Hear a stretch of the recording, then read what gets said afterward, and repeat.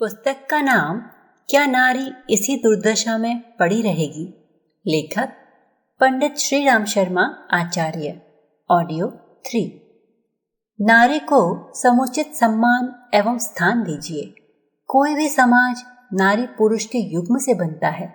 समाज ही क्यों, सच्ची बात तो यह है कि सृष्टि के क्रम का मूलभूत कारण ही यह जोड़ा है। इसमें भी नारी का स्थान प्रमुख है, क्योंकि संसार एवं सृष्टि क्रम में पुरुष एक साधारण सा हेतु है। बाकी सारा काम एकमात्र नारी को ही करना पड़ता है। संतान धारण करने के काम से लेकर उसको जन्म देने और पालन करने का सारा दायित्व एकमात्र नारी ही उठाया करती है।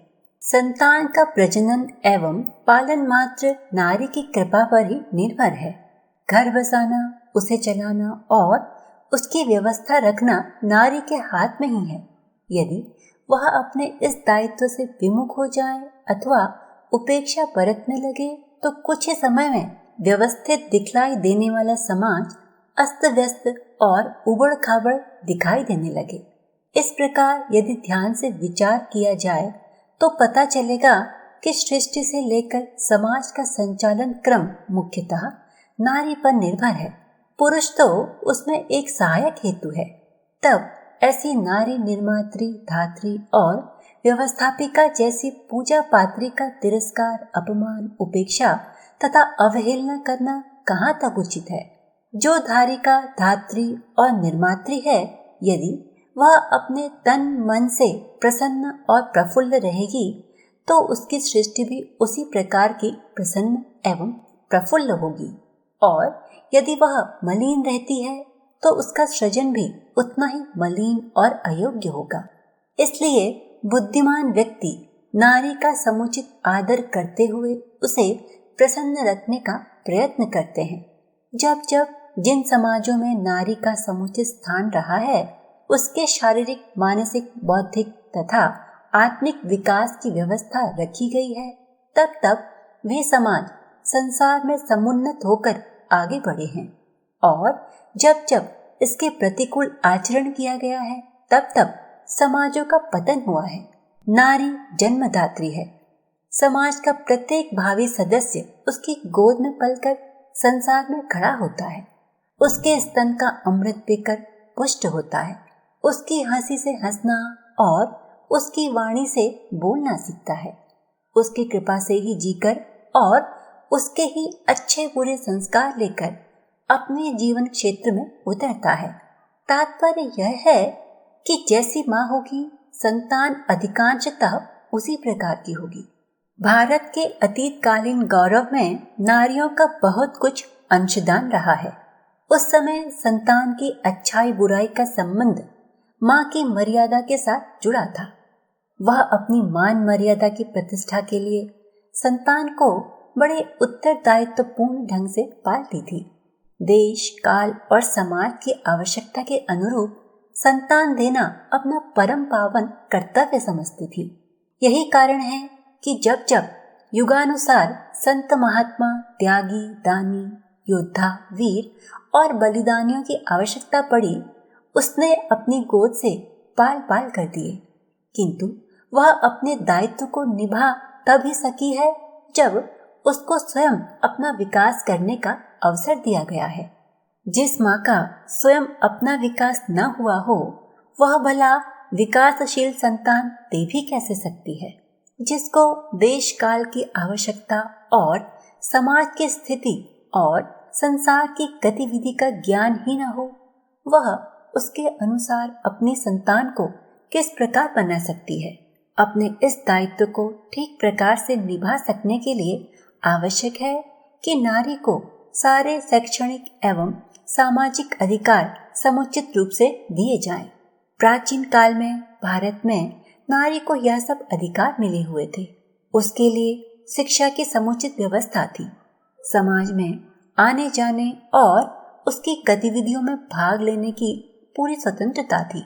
वे पुरुषों के साथ वेद पढ़ती थीं, यज्ञ में होता, ऋत्विज तथा यज्वा के रूप में बैठती थी और धर्म कर्म में हाथ बटाती हुई तत्व दर्शन किया करती थी। यही कारण था कि वे गुण, कर्म, स्वभाव में पुरुषों के समान ही उन्नत हुआ करती थी और तभी स्त्री पुरुष की सम्मिलित संतान भी उन्हीं की तरह गुणवती होती थी। जब तक समाज में इस प्रकार की मंगल परंपरा चलती रही, भारत का वह समय देव युग के समान सुख, शांति एवं संपन्नता पूर्ण बना रहा। किंतु ज्यों ही इस पुण्य परंपरा में व्यवधान आया, नारी को उसके समुचित एवं आवश्यक अधिकारों से वंचित किया गया। भारतीय समाज का पतन होना प्रारंभ हो गया और ज्यों-ज्यों नारी को दयनीय बनाया जाता रहा, समाज अधोगति को प्राप्त होता गया और अंत में एक ऐसा अंधकार युग आया कि भारत का सारा गौरव और उसकी सारी सांस्कृतिक गरिमा मिट्टी में मिल गई।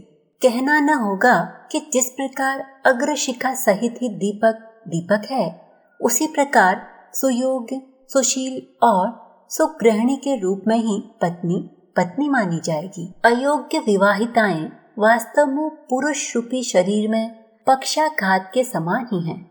जीवन रूपी रथ में टूटे पहिए और उन्नति अभियान में विखंडित पक्ष की तरह ही बेकार हैं। इस रूप में पुरुष की पूर्ति नारी तभी कर सकती है जब उन्हें इस कर्तव्य के योग्य विकसित होने को अवसर दिया जाए।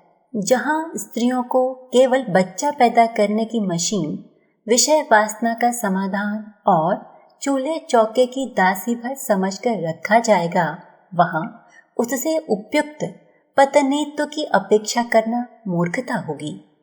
हमारे समाज में आज एक लंबे युग से नारी की उपेक्षा होती चली आ रही है, जिसके फलस्वरूप धर्म भार्या के रूप में उसके सारे गुण और समाज निर्मात्री के रूप में सारी योग्यताएं समाप्त हो गई हैं। उसे पैर की जूती बनाकर रखा जाने लगा, जिससे वास्तव में जूती से अधिक उसकी कोई उपयोगिता रह भी नहीं गई है। ऐसी निम्न कोटि में पहुंचाई गई नारी से यदि आज का स्वार्थी एवं अनुदार पुरुष यह आशा करे कि वह गृह लक्ष्मी बनकर उसके घर को सुख शांतिपूर्ण स्वर्ग का एक कोना बना दे, उसकी संतान की सुयोग्य, सुशील और सानुकूल नागरिक के रूप में रचना कर दे, तो वह दिन के सपने देखता है, आकाश कुसुम की कामना करता है। यदि मनुष्य सच्ची सुख शांति चाहता है और चाहता है कि उसकी नारी अन्नपूर्णा बनकर उसकी कमाई में प्रकांडता भरे, उसके मन को माधुर्य और प्राणों को प्रसन्नता दे, उसके परिश्रांत जीवन में श्री बनकर हंसे और संसार समर में शक्ति बनकर साहस दे, तो उसे पैरों से उठाकर अर्धांग में सम्मान देना ही होगा। अन्यथा टूटे पहिए की गाड़ी के समान उसकी जिंदगी धचके खाती हुई ही घिसटेगी। घर बार उसे बेकार का बोझ बनकर त्रस्त करता रहेगा। अयोग्य एवं अनाचारी बच्चों की भीड़ दुश्मन की तरह उसके पीछे पड़ी रहेगी। इस प्रकार देश, समाज, घर गृहस्थी तथा वैयक्तिक विकास तथा सुख शांति के लिए नारी की इतनी आवश्यकता जानकर भी जो उसे अधिकारहीन करके पैर की जूती बनाए रखने को सोचता है, वह देश समाज का ही नहीं, अपनी आत्मा का भी हितैषी नहीं कहा जा सकता। अपने राष्ट्र का मंगल, समाज का कल्याण और अपना वैयक्तिक हित ध्यान में रखते हुए नारी को अज्ञान के अंधकार से निकालकर प्रकाश में लाना होगा। चेतना देने के लिए उसे शिक्षित करना होगा। सामाजिक एवं नागरिक प्रबोध के लिए उसके प्रतिबंध हटाने होंगे और भारत की भावी संतान के लिए उसे जननी का आदर देना होगा। समाज के सर्वांगीण विकास और राष्ट्र की समुन्नति के लिए यह एक सबसे सरल, सुलभ और समुचित उपाय है। उसे घर घर में प्रत्येक भारतवासी को काम में लाकर अपना कर्तव्य पूर्ण करना चाहिए। यही आज की सबसे बड़ी सभ्यता, सामाजिकता, नागरिकता और मानवता है। ऐसे घर में नारी के प्रति संकीर्ण होकर यदि कोई बाहर समाज में उदारता और मानवता का प्रदर्शन करता है, तो वह दंभी है, आडंबरी है और मिथ्याचारी है।